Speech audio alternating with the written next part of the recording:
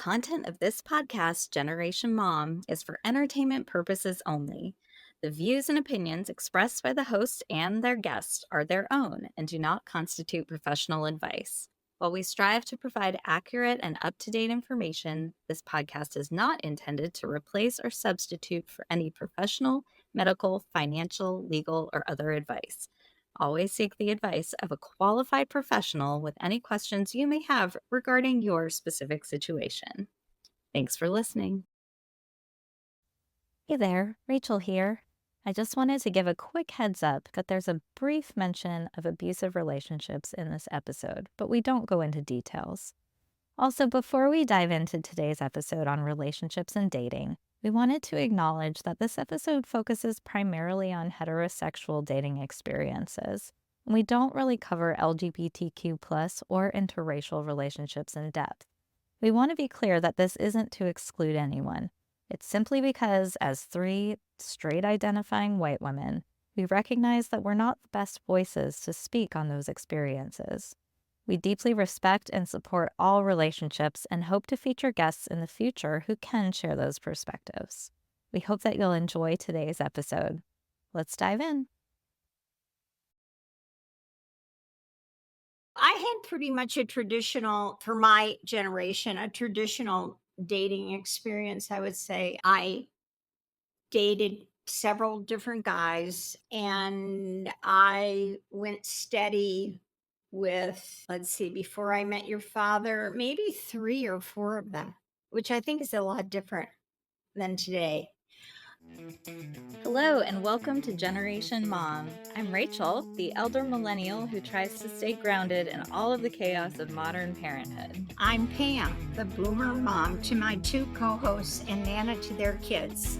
I've seen it all, and I'm here to share my generational wisdom with a touch of tough love. And I'm Laurel, your Gen X voice of reason, stuck in the middle, ready to weigh in with unsugar-coated advice.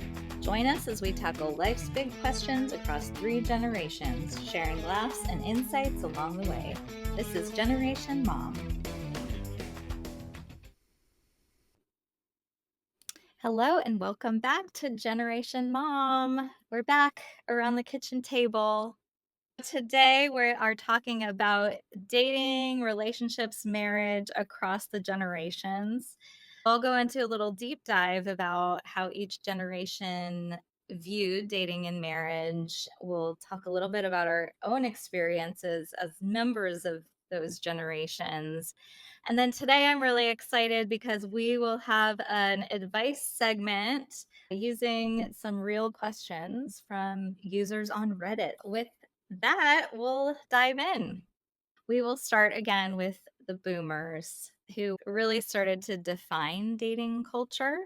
This group is split to what dating looked like in the 50s and what dating looked like in the 60s. In the 50s, dating starts to become much more about youth culture than about family expectations. So, family expectations definitely still played into that and who you might pick to date, but it was much more of a group activity. You would go on a date with someone. It would usually happen in a public place amongst other teens. You would talk and get to know each other.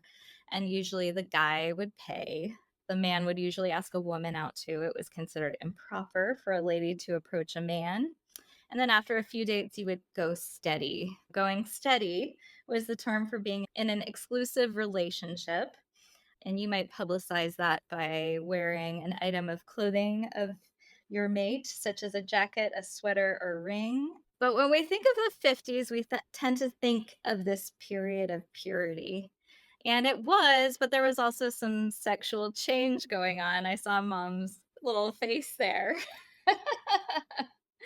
So while premarital sex was less common, any promiscuity that did happen would usually happen in the car. The terms necking and petting were coined, the former referring to kisses and caresses above the neck, and the latter to the same below it. This is scandalous. So scandalous. So those terms entered the public discussion, giving names to previously unspoken private activities. People also started getting married younger in the 50s. During that decade, the median marriage dropped from 24.3 to 22.6 for men, and from 21.5 to 20.4 for women. In the 60s, youth began shirking old social conventions. It was a time of free love. And this was the time the birth control pill also came about and really was the spark that led to the fire of the sexual revolution. People started more freely exploring their sexual feelings. Sex before marriage among young people was no longer taboo, although their parents would probably still consider it very taboo. They did end up getting married, but during especially this summer of free love, it was more about experimentation and was what ended up evolving into the modern day hookup culture. In Helen Gurley Brown's renowned dating book, Sex and the Single Girl, which was originally published in 1962, she recommends some places you might find a mate because keep in mind, this was before social media and dating apps and dating agencies. And so some of the places she suggests includes on a plane, while shopping in the men's department, while driving in heavy traffic, and at Alcoholics Anonymous. Helen Gurley Brown said, just make sure you go to a wealthy chapter of AA because you might as well start with a solvent problem child. Say someone with liquid assets. In the 60s, divorce also started becoming more widely accepted because there was a bit more of an increased emphasis on individuality. So, if you were in an unhappy marriage, beginning in the 60s, people started to explore divorce. This era was also when the age of no fault divorce started. So, you could end a marriage simply because you wanted to without providing cause. So, even as baby boomers continue to age, they divorce more than any other age group. Between 1990 and 2012, the divorce rate for 55 to 64-year-olds more than doubled. For the 65 and older crowd, that number more than tripled. They're calling it the gray divorce. Gen X experienced a transition from the traditional structured dating practices of the past to a more casual and varied approach influenced both by social change and the early stages of technology. If you were looking at the pre-digital era, which would have been the late 70s, 80s, dating often started through traditional means like school or work or people you met in social situations. Your family or friends would usually introduce you to somebody. Formal dating and courtship were still pretty common. Somebody would ask somebody out on a date, you'd meet the parents, you'd have that more structured relationship path. There were still clear norms and etiquette around dating. Men were still generally expected to initiate dates and pay for activities, but there was more of an acceptance of a woman initiating dates. It wasn't as taboo as it had been for the boomers. There was a shift, though, towards more casual dating and less emphasis on immediate long term commitments. So, this was partly influenced by the sexual revolution of the 60s and other changing societal attitudes. So, then in the 80s and 90s, before the internet, you had personal ads in the newspaper. If you watch movies from the 80s and 90s, you might see a personal ad. So, this was a way for people to connect and find potential dates, which I find terrifying now. Like, you stick your name in the newspaper and meet a random stranger, but I guess we get in random strangers' cars now on Uber. Before the internet, there were video dating services that emerged where individuals could record video profiles that others could view, marking the early stages of technology to find partners.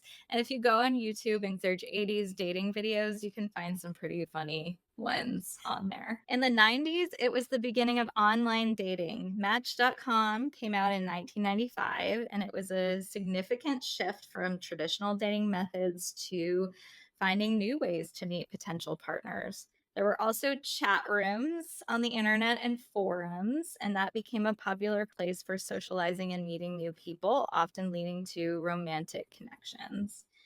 Gen X actually has higher rates of remaining married than previous generations.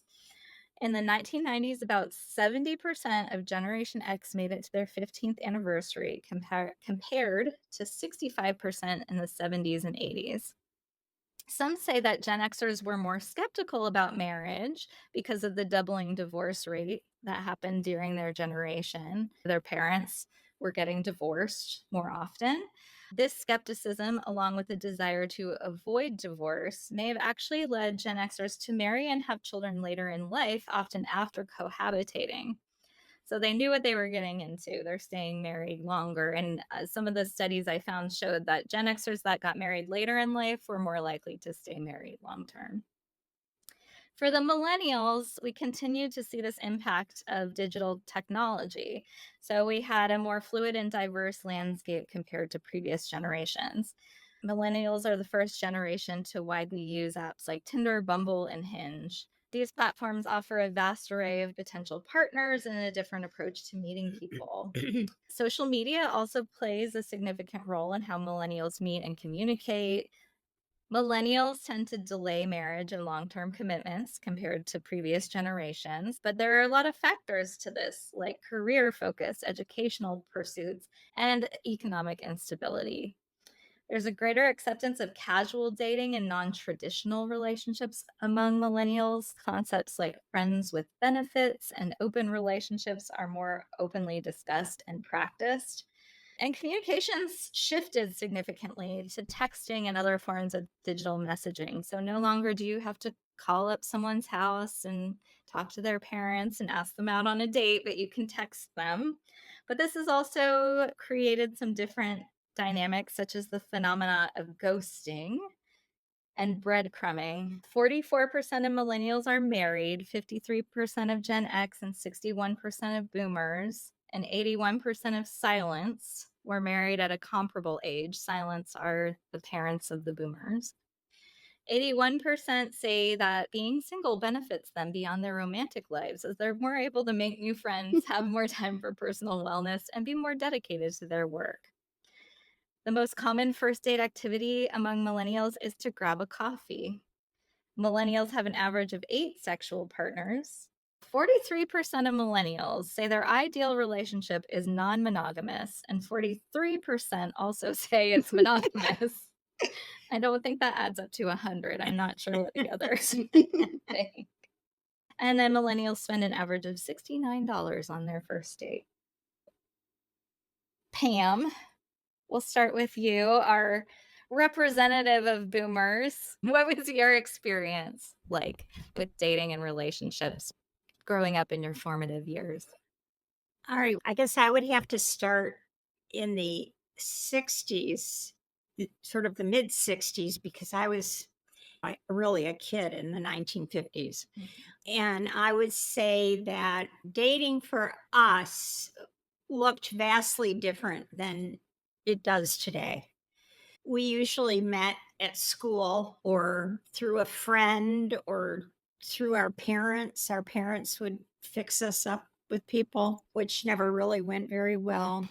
And I would say that most of us didn't really date until we were about 16 or 17. That was around the age where parents allowed you to date. And we dated, which means that on Friday night, I might go out with Dick. On Saturday night, I might go out with Mike. On Sunday night, I might go out with Bob. And we dated. We went somewhere. We had an ice cream sundae. We went to the movies. We talked. We got to know one another. This is just how we did it. And then once we dated for a while, then we would, as you said, go steady, which meant, okay, we were in somewhat of a monogamous relationship. I had pretty much a traditional, for my generation, a traditional dating experience. I would say I dated several different guys and I went steady with, let's see, before I met your father, maybe 3 or 4 of them, which I think is a lot different than today. And in my generation, your parents were involved a lot more. So, like the guy had to meet my parents and sometimes ask permission for me to go out with them. And we had all kinds of curfews and deadlines that we had to meet to come home. We used to talk about bases like baseball, like getting to first base, second base, third base, and home base.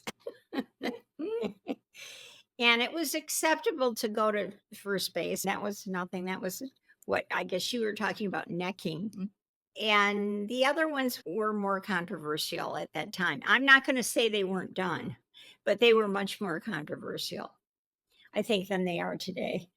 And there were restrictions within your dating. So, depending on your family, sometimes your social status played a part. Sometimes your religion played a part. Your parents only wanted you to date within your religion. So you were prohibited from dating anybody outside your religion. And of course, within the different races, that was a real taboo back then.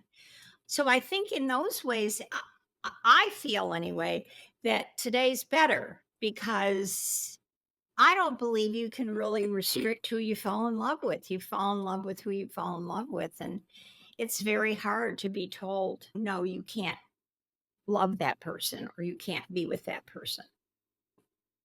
That's pretty much what it was like in my era. There was this guy that I actually met through a friend of my mother's. His name was, and he lived out of my city. So he would come in to visit his aunt and we would date when he came in to visit his aunt. We got, I can't say serious, but we liked each other pretty much. And then when I came home from college, I think it was my junior year, I was already dating daddy. He came over to the house and he wanted to take me to the club for dinner. And so I said, I don't think I can because my boyfriend is here visiting. So he pulled a little box out of his pocket and he presented me with a ring and asked me to marry him. Oh my Which goodness. was been in contact with him during No. college at all? No, Oh, which geez. was a total shock. I was totally shocked. Yeah, we really didn't date that seriously. And I never imagined that he had those kind of feelings for me. And then, you know, the story about my parents were some of those parents that would have preferred me to date within my religion, and we were different religions. And so they made it as hard as possible for us to date. And so before I went to college, I broke up with him. And because I didn't think it was fair that I was going to be away at school and he was going to, I forget what, he wasn't going to college at that point. I think he was joining the Navy or something at that point. And I didn't want to have him be, you know, so restricted that he felt like he couldn't date anybody. And at that point and in that time and that culture, I felt that it was probably a good idea for me to marry within my religion. That's what happened with him. So you and daddy dated for 3 years before you got married. Was that considered a long time then? Were you getting pressure to get married? Was that sort of the norm in the mid 60s? I think it was average. And the fact that we were in college. So I started dating him my freshman year and I married him the end of my junior year, I think, which was unusual. Usually you waited until you graduated to get married, unless you got pregnant or something like that and you had to get married. Right. If you didn't wait, did a lot of women drop out after getting married? Yes. I had a roommate. Even if they weren't pregnant? Yes. I had a roommate who got married the end of our junior year and she dropped out of college.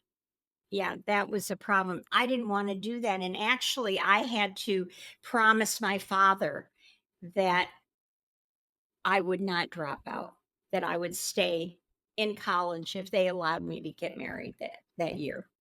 Some dated for maybe 5 years, but I would say around 3 was pretty average. And that's when your parents wanted you to make a commitment or something, just make a decision by that. Now, another interesting sort of layer on your life is you went to a boarding school for high school. How do you think that was different compared to your public school classmates? That could be a whole episode in Okay. itself. But let me just briefly say, okay, I went to an all girls boarding school in the middle of Vassalboro, Maine with the chickens. And to talk about being remote, this place was really remote. At this school, I was pretty young at the time, but there really wasn't any dating. What they would do is they would have dances between a boys' boarding school and our boarding school, and the boys would come and they'd have a dance for us. So some girls did have boyfriends through that. When I was coming up on my junior year of high school, I went home and I was tired of living in this winter with the chickens, and I said to my parents, I don't want to go to school anymore there. I want to go to a different school. I want to go to my high school, or I want to go to a different boarding school that's co-ed. They were really against that. It was a big fight. But finally, I got my way. So I went to a boarding school that was co-ed. And oh boy, that was like a freedom, and it was so much fun. And Was that interlock? yeah, and I couldn't believe that there were boys sitting in the classroom with me. So yeah, so that's when I started dating. I have one last question for you. So you got married, you were 21 when you got married. I just turned 21.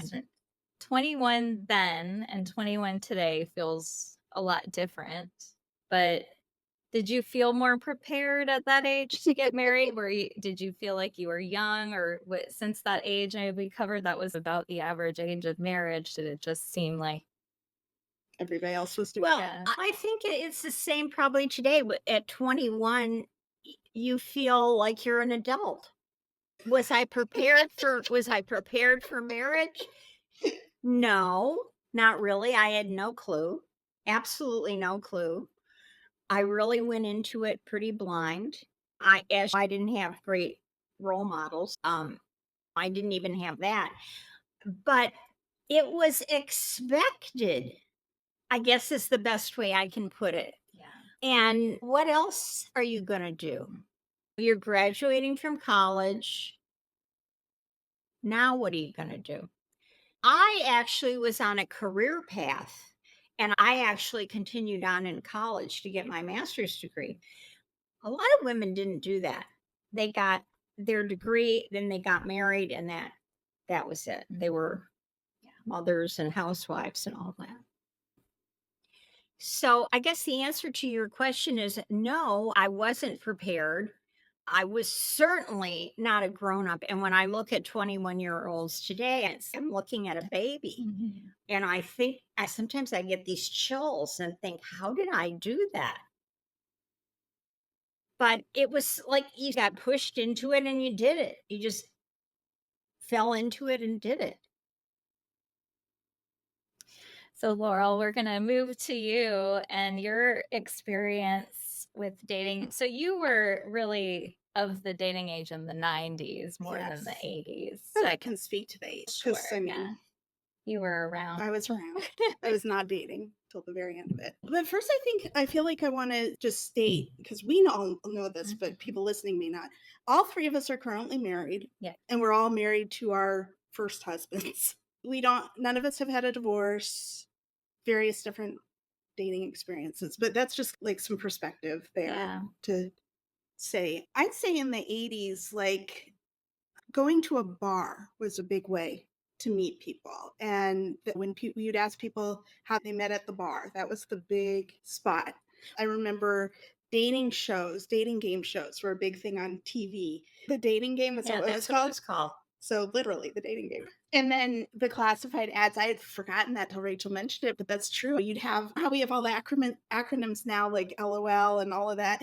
There was SWF, single white female, and all of that. And you would know. And like people still in my group, at least, joke about, likes long walks on the Mm. beach and hiking, and that's what the classified ads were like. Single white female seeking single white male for long walks on the beach, must love dogs, like this kind of thing. Now, I was a kid, so I wasn't doing any of that, but I was aware of it. It was around me. And then in the 90s, at least when I was in high school before the internet, like I said, you met people at parties, you met people at school. The internet was just starting when I started college. And I also went to a college that was big on internet development. So I don't know if we were ahead of the times as far as internet availability and accessibility. What year did you start college? 94.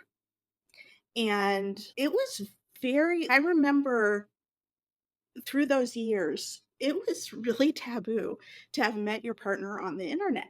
When people talk about meeting their partners on Match.com or, oh my God, Tinder, that was, you never wanted to have to tell someone who was a parent that you met your partner on the internet. And so that was very taboo. And today it's so just accepted and just run of the mill normal. That is so crazy to me. That's where we've come to from where we were. I think personally, I didn't do a ton of dating ever. I really didn't date in high school. I went to a very small private high school. There were only 66 kids in my graduating class, and 9 of them were boys. I, most of my friends were in the class below me. I certainly had my share of crushes, but I'm very introverted. I'm very not confident and didn't have those opportunities throughout high school. And then in college, I have to say, again, I had a big friend group and I really picked and choose from my friend group because I was terrified of meeting people at a bar or meeting people at a party or meeting people online because these were strangers and I what do you know about me that you're coming up to me at a party? You don't know me. Like, why are you it freaked me out. And again, this is me, this is not my generation necessarily. I always had these visions that I'd go out with some stranger and end up in pieces along the highway. Because you watch a lot of true crime and you watched a lot of Dateline and I mean, it just Unsolved Mysteries. strangers scared the crap out of me. So if I didn't have like people vouching for you and who knew you, introducing you to me, yeah, I stayed away. So I had one boyfriend initially in college who was awful. And he lasted about a year, I think. And like mom said, she always hated this about me too, is that we have the serial monogamy, is what she would call it, where we just would latch on to someone. And that's what she did. Casual dating was still really not looked at. Those were hookups, and that was still not what good girls did. And so you went on a few initial dates, and then yeah, you were together until you weren't. And in some cases, that was harder to get out of than others, and that's the situation I found myself in with that relationship. And then my second boyfriend I was with, all told, I think 7 years. And we did live together briefly. That didn't last very long and probably should never have happened in the first place. And then soon after, my husband and I started dating. In that case, again, he still was tangentially from that friend group, but he was in a different state and I had moved back here by that point. So we were long distance dating throughout our relationship and even after we got married for a little bit. And I would go up and stay with him. I was a teacher at the time, so I would go up and stay with him in the summers. But so to whatever point that is considered living together, we did. And then we got married. I think we dated maybe 3 years and got married. I moved up there after the wedding. Mm. And then I hated it. And I did not acclimate at all. I couldn't find a job. It was horrible. And this is me coming again from my viewpoint of, and I hate to say this because I've always thought of myself as such a strong, independent woman. And here I am admitting to a abusive relationship. And now this relationship where I thought he's the man, he makes more money. I'm just a teacher. I can get a job anywhere. And I moved up there after the wedding and started looking for a job. First of all, we got married in August. So that's not the best, most opportune time to be looking. Of course, I'd been looking all through the months ahead of the wedding. I had 100 million interviews, and I always placed second. Like, they would call me and say, "Oh, we loved you. We thought you had great ideas. We loved your portfolio, but we went with someone else." And it got really, after a year of that, it got really demoralizing. So then I gave up looking. I started looking back here again while I was living with him that year. Another thing that I came to find out was he hated his job. We went through some strikes and things. There were some issues that happened that just made me realize we never should have done this in the first place. Like, he should have come here. And so I looked online that next summer and found a job here, and I flew down to interview for it. Oh, first you called me and said, "Mom, can you pick me up at the airport?" And I said, "Yeah, but why?" "I'm coming into town." "Okay, I'm going to have a job interview." And I'm thinking, should I ask her what happened? They haven't been married that long. So I went to this job interview. I flew down for the weekend and went to this job interview. And yeah, he hired me on the spot. And not only that, he made me call my husband in his office with him sitting there and tell him I got the job. And I'm like, I think I should probably go home and discuss this with him and see what we think about this, because we live in another state right now. And you realize we're gonna have to make a multi-state move. And like, he's like, yeah, just go. And so I moved down within a couple weeks, I think, It was 2 weeks. and left him in Indiana. He's a brilliant guy. He has multiple degrees. Like, he had no trouble getting actually a huge improvement in job, both in satisfaction and money. And then we moved him down a couple months later. And my job, I ended up leaving a few years later. It was not the best job in the world, but it was, I think, the best decision we've made. Our lives have just improved tremendously since, and we're celebrating 19 years next month. So another Gen Xer who got married a little bit later. How I old were you was when you got married? just before I turned 30. Yeah, I Yeah. forgot to say that. Yeah. When you've been married almost 20 years. For me, I will say, and again, I feel like I'm coming at this from the perspective of I'm at the tail end of the Gen Xers and the beginning of the millennials. So I feel like was too old to really get too far into the online dating. Like, Tinder came about by the time I was already dating my husband. Yeah. But Match.com was around and that sort of thing. But I can't even call it dating. I had little boyfriends because probably when I was like 13 or 14, I had like my Sunday school boyfriend. Mhm. And then I did this program called People to People Student Ambassador. And so I had a boyfriend there, but he was like, he didn't go to my school. He lived in a city far from us. So we rarely actually saw each other, but he was my boyfriend. And that meant I couldn't date other people. But then You were good at that I part. also had a boyfriend at my high school, and I overlapped with that boyfriend. And we'd go on dates and things, but again, it was a serial monogamy of you're my boyfriend. We might go on a date or two and then decide like we're boyfriend and girlfriend.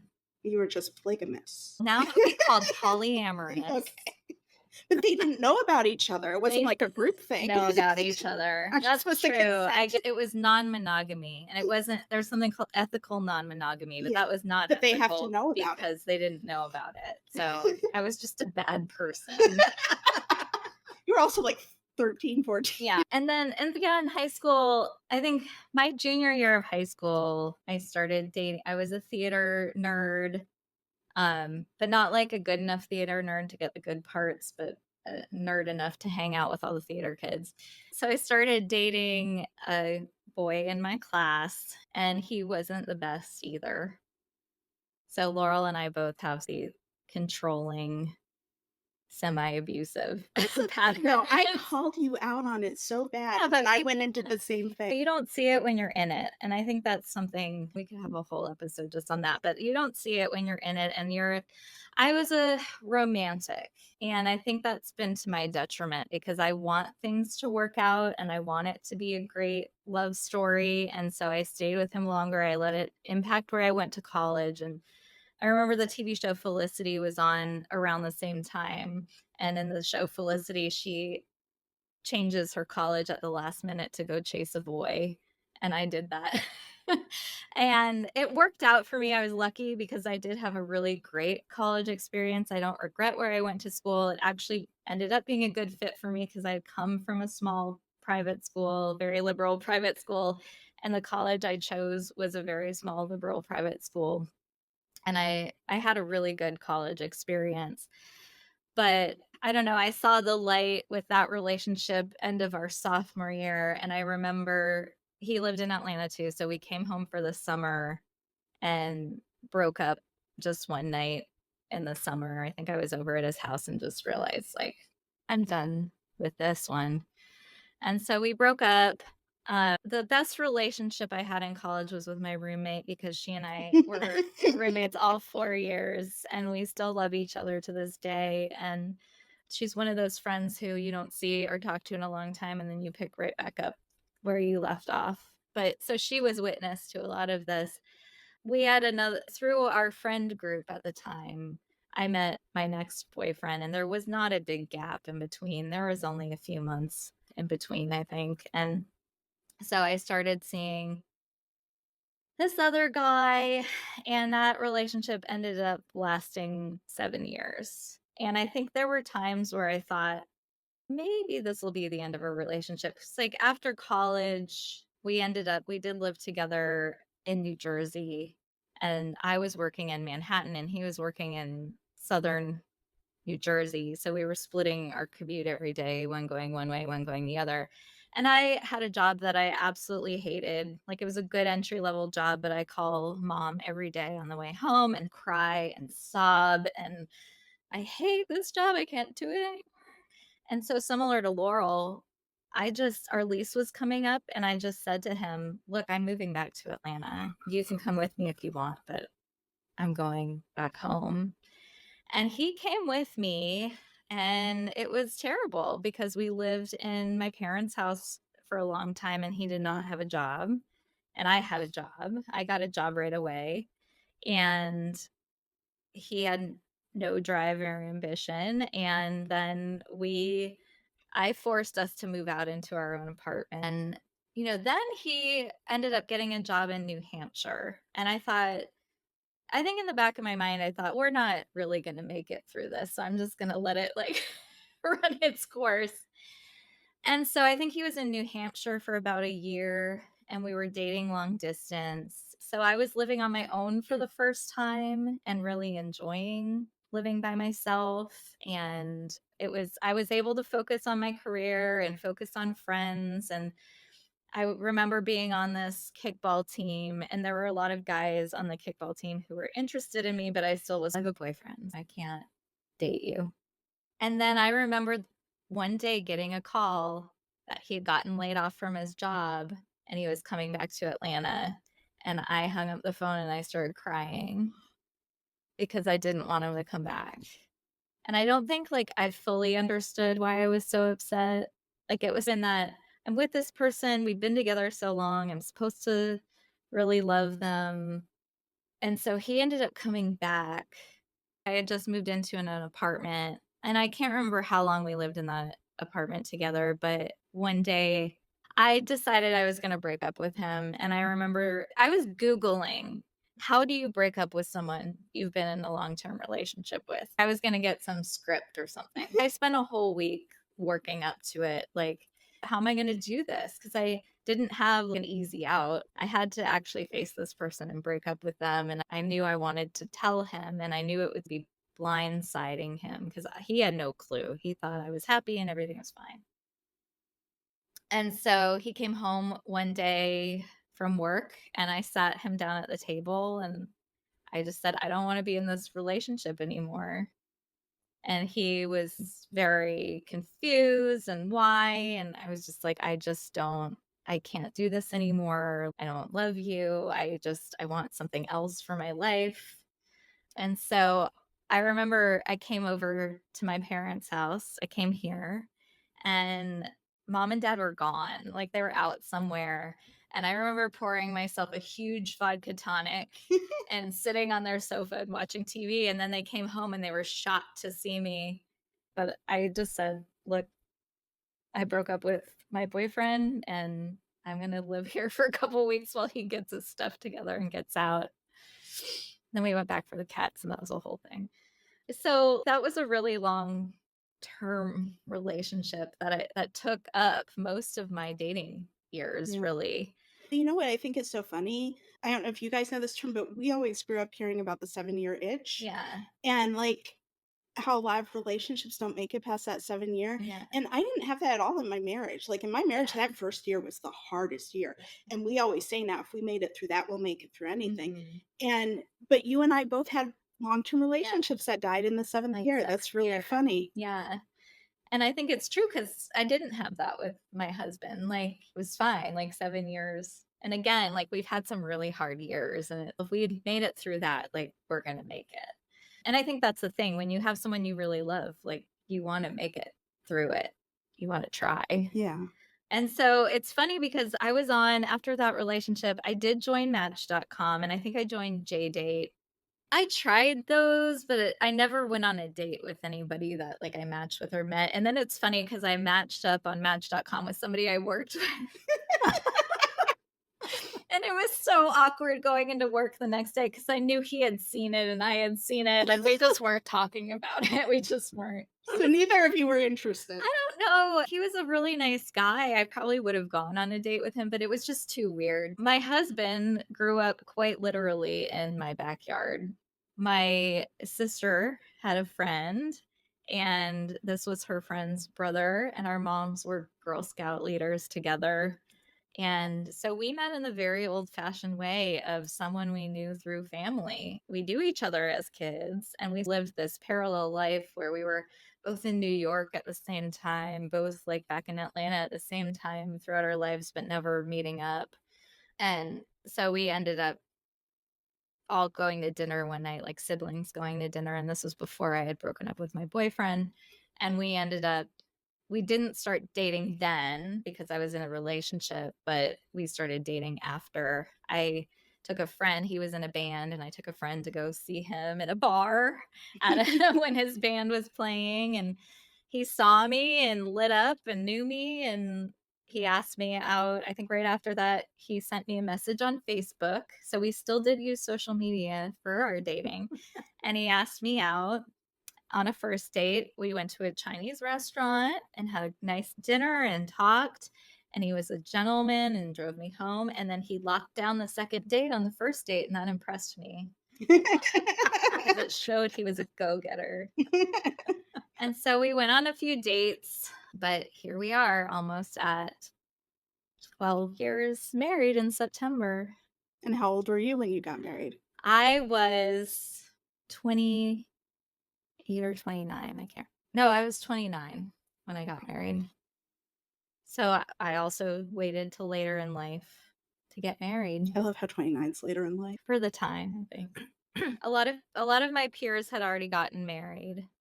I want to move us on to our advice segment because I picked some fun questions from Reddit, and I'll read their handles in case they're listening and want three. We have three not ladies pre-read. to We have drink. not pre-read this information. Yes, this is new to Laurel and Pam. All right, so our first question today comes from Fee Revolutionary 8007. I like a girl, but she's 25, 26 at the end of the year. I'm 34 next week. I want to ask her out, but I worry I'm too old or she'll think I am. Am I overthinking this? Is this an age gap which looks terrible? I don't think it's terrible. I think, what is that? It's 9 years? 9, 8 or 9 9 years? 8 years? No, I think that's fine. I wouldn't be worried about it. And you know what? What's the worst that can happen? she'll say no, or she'll tell you you're too old or whatever. But if you really like her and you don't go for it, you're never going to know. So I would say no. I would say that would be acceptable. It's funny, I thought this was a girl liking a girl, and I'm realizing we have no information if it's a girl or a boy. But I think so. I think if you were 25 and she was 16, this is Yeah. a whole different conversation. But think about it. We've got Leonardo DiCaprio is in his 60s or something dating 20-year-olds. You've got I I think the biggest thing is just, and you would learn this by through dating her, is if she's on your maturity level and your interest level. And by 26 she could be. But the only way to really find that out is to go out with her a few times and find out if you have common interests, and if she's made that maturity evolution, or if this is just a physical reaction you're having. But I don't think this is inappropriate for a few dates. Yeah, I would agree. And I agree with what Laurel said about making sure that you have things in common, which you'll find out through dating. One thing they say is this an age gap which looks terrible? And who are you worried about Yeah. thinking it looks terrible? Who cares what people think? We see a lot worse in society than a 9-year age difference, and you're both adults. So I say go for it. Ask her out. Stop overthinking it. All right, reasonable handle 566 says, boyfriend doesn't help around the house. My boyfriend, 21 male, and I, 23 female, have been together for 3 years. We started living together with his parents right when we started dating, but have only been living in our own place for about 1.5 years. Around the house, he doesn't do much. I cook, I clean, etc. No matter what I do or say, or how effectively I try to communicate to him that I would appreciate some help, he will maybe help for a week, and then it goes back to how it was. I have to beg him to take the trash out, cut the grass, shovel when it snows, take the dog out. The list goes on. I'm not naive and I understand this is not how it should be in a relationship, but I don't know what else I can do to get him to help me and respect me. He always has an excuse. Oh, I was too tired to do the dishes. I went to the gym. I didn't have time to cut the grass. He prioritizes things he wants to do over things a couple needs to do to maintain the household. I don't know if I should just keep trying to communicate these issues and hope he will one day listen to me and change, or if I should just end the relationship. I know he doesn't respect me. It's just tough because I love him so much. I just want to feel taken care of, and he's the man of the house, and I just don't. I feel so alone. I'd also like to add, as far as cooking dinner, he's always too tired to be the one to do it, but will go and cook dinner for himself and not include me. The first thing I'm going to say is he's not going to change. And I don't care how much you cry or you beg or whatever, he's not going to change. And it's a fact with men that they have a very short attention span. So just because you tell him once that you want him to do the dishes, that doesn't mean that he's going to do it every day. So I guess my suggestion would be that you first realize that this guy is not going to change. So you've got to decide whether you can live with this situation, first of all. Second of all, you can put some things into place, like writing out a schedule, which you hang predominantly somewhere in the house or in the kitchen to tell him what his duties are. Monday, you take out the trash. Tuesday, you take the dishes out of the dishwasher. Wednesday, you do the dish, whatever you need to write in there. But that may not work either. And you may have to keep directing him to that. So, if this is what you want your life to be, fine, stay with him. The other thing you could do, which is something that I have done in the past, is you can strike. And he doesn't want to do the dishes, he doesn't want to take out the trash, fine. So, he won't have any clean underwear for a couple weeks. He won't have anything to eat. You won't do the grocery shopping. You're just too tired to do the grocery shopping. And I have done this. I have done this in the past. It works, but They don't change. So you have to really decide whether you love him more than you hate that he doesn't do all of these things and that you can live with that because this is not going to change. He's not going to change. I hate to tell you that, but I've been married 55 years. And when we clean the house, my husband does help me, but I have to direct him.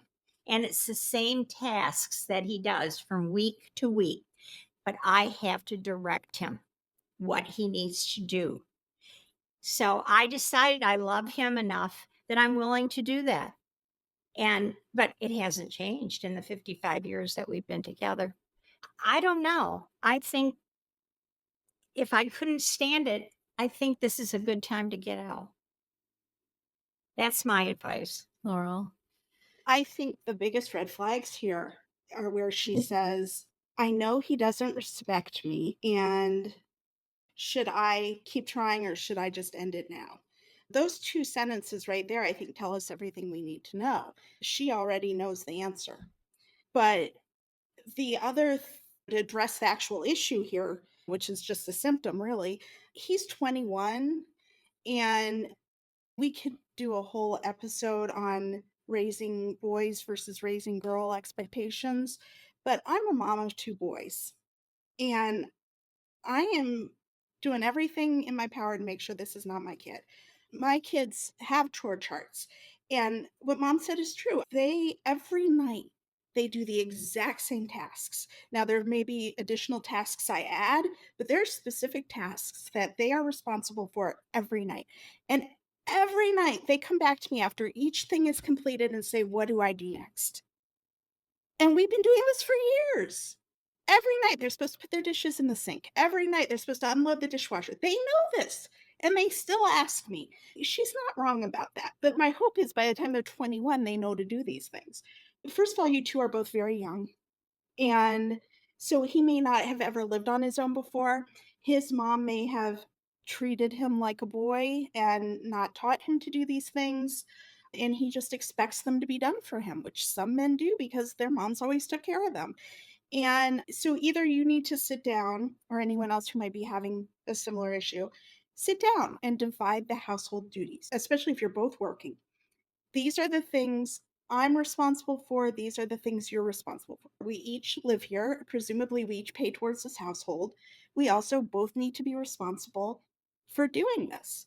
And you could put up a chore chart, and that may feel like you're infantilizing your adult male partner, and that may be the case. And then you have to think about how that makes you feel. One thing I want to mention too is that she says she's 23 and he's 21. And I think that there's a big difference between a female 23-year-old and a male 21-year-old Yeah. in maturity and responsibility and things like that. I think that a 21-year-old male is way behind a 23-year-old female in terms of maturity. I agree. I agree with aspects of what both of you said. I think first I'm going to say you're 23, kick his dusty ass to the curb, go find yourself a partner who's mature and maybe who has lived on their own or enjoy being single for a little while because you don't need this. And he is younger. He is definitely sounds more immature. And if you don't feel like he respects you, there's no reason to stay. I will say for relationships that chores and also the unseen, the invisible load, the mental load, that's a real thing with couples. And it is important to feel like that is fairly distributed and that being fair might not be 50-50, but feeling like each person is pulling their own weight and contributing to the family. A resource that I found helpful, there's a book called Fair Play, and there's a documentary on Hulu called Fair Play. And there's even like a deck of cards that comes with the book or that you can buy with the book that has different chores on it because it's not just the chore. Like it's not just taking out the garbage, it's making sure we have garbage bags. It's making sure you know what day the garbage needs to go out on the curb. It's like all that other stuff that goes into it that you need that person who's handling that chore to be responsible for. So I think in her case, she's better off just moving on because she's only 23 or so young. Go find somebody who does make you feel taken care of And and respected. Respected, respected yeah. and loved, and just let this guy And figure not someone who himself just out. wants a mom. Yeah, you don't need to be anybody's mom. That one day you might actually be somebody's mother, and you're not going to want to have to mother your partner Mm. too. All right. So our last question is from Abrasive Banana. How do you tell the difference between someone who's just getting comfortable around you and someone who's losing interest? How can you tell if a person who's putting in less effort than they were in the beginning is just getting comfortable, the honeymoon phase fading, in the relationship versus losing interest by not providing the same effort? We didn't get a whole lot of details with this one, but I'm guessing this person is going through it. And I think there's a normal amount of honeymoon phase that wears off in any relationship. Like in the beginning, it's all chocolates and flowers and love and kisses, and you're totally into each other, and your whole world is about each other. And I think that naturally just fades a bit as like the initial excitement of something new starts to wear off and you start getting into like a more of a rhythm and a real relationship, and you come upon problems and things. I think if they're ghosting you, if they're not replying to your messages, if they keep turning down dates, I think those are all clear. They're just not interested anymore kind of messages. If they're just distracted all the time, if they're not engaged with you at all, I think that's maybe they're not interested anymore. But I think just normal, if the romance isn't coming as fast as it was in the beginning, I think that's real normal. Yeah, I think we didn't get a lot of details here. Like, we don't know how long they've been together. We don't know if they live together. So I feel like that would help inform my answer. But I agree with a lot of what Rachel said. I think that honeymoon phase does wear off and start, I don't know, going to the bathroom with the door open and your husband talks to you while you go, or leaving your socks on the couch. I don't know. But this is what happens. You do get comfortable and the sort of physical aspect wears off a bit. But do you still enjoy each other's company? Do you still enjoy being together? Do you still look to them for comfort or support? Do you still want to listen to their long diatribes about what happened to work today? That's, a relationship. That's Yeah. a real relationship as opposed to just being into someone or not. That's where the real long haul is, I think. Well, after 55 years, I think I may be able to speak to this a little bit, even though I agree they didn't give us much information. But as far as a honeymoon phase, that was over for us a really long time ago.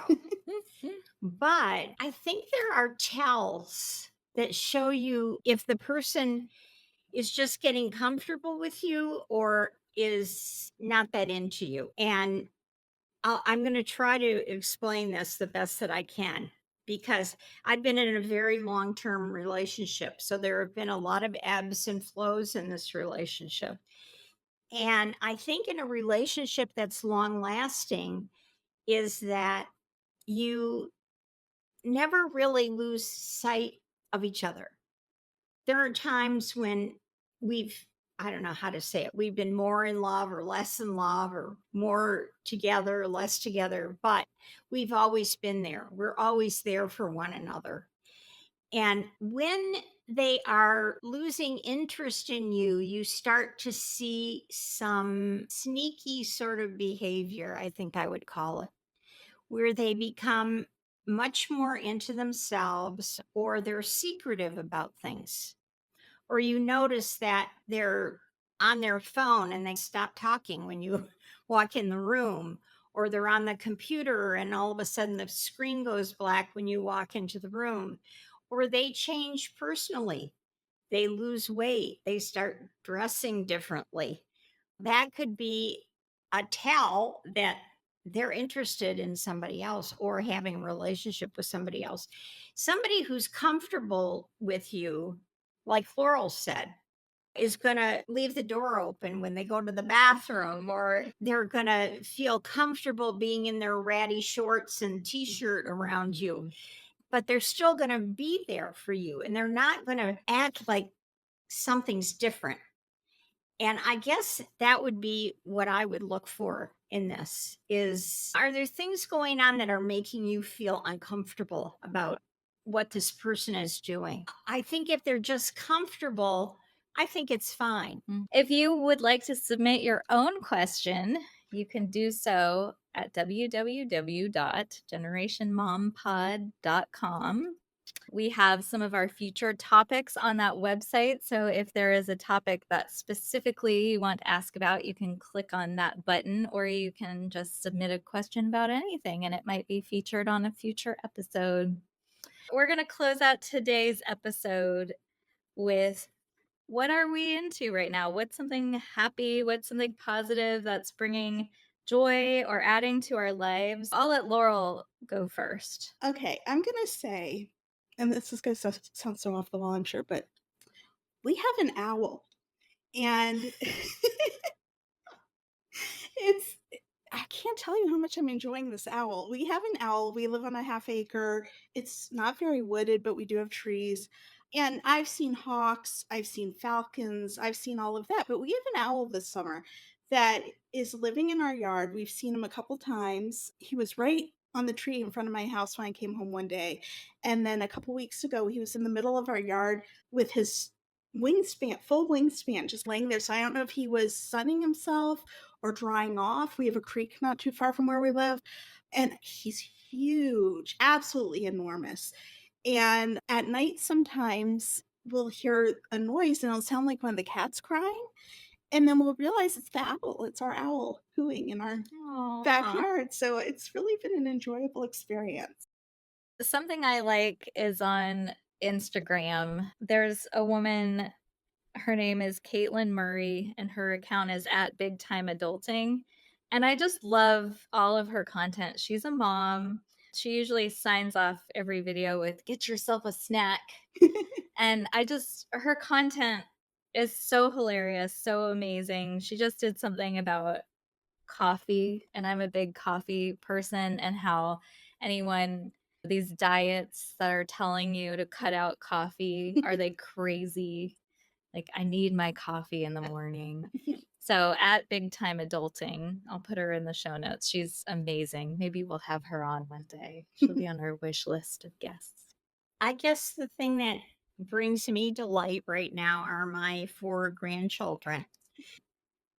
They're just all so terrific and so smart, and they're all into such interesting things.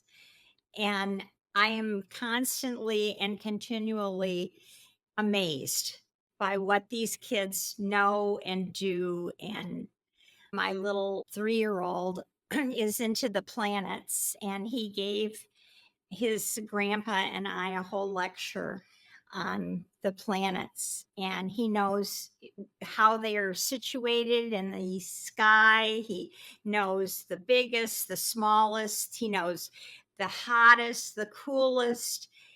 I just was amazed. This kid knows everything about these planets, and he seeks out information at 3, seeks out information about these things.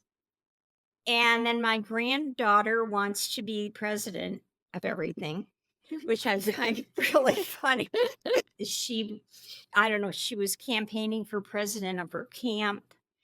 And then she told me that she's going to be president of the United States one day. I hope that's true. I hope I live to too. see it. I hope.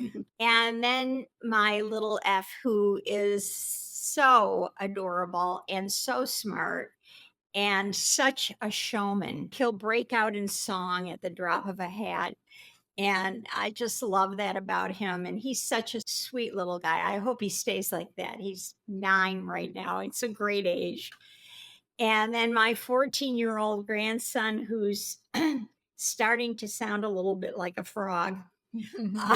because his voice is changing. But he's absolutely brilliant, and he's into genealogy, and it's amazing. If you tell him that somebody's coming over, for example, he'll research their whole background and sit them down and tell them all about their whole background, which everybody is just blown away by. So I don't know. I enjoyed my kids. I really did. Thanks. I'm glad. But I have to say that being a grandparent is a whole different ballgame. And maybe it's because I get to send them home. I don't know. Thank you all for listening today. If you like our podcast, please tell someone about it. Share and like and subscribe and all of the things. And we will be back next week.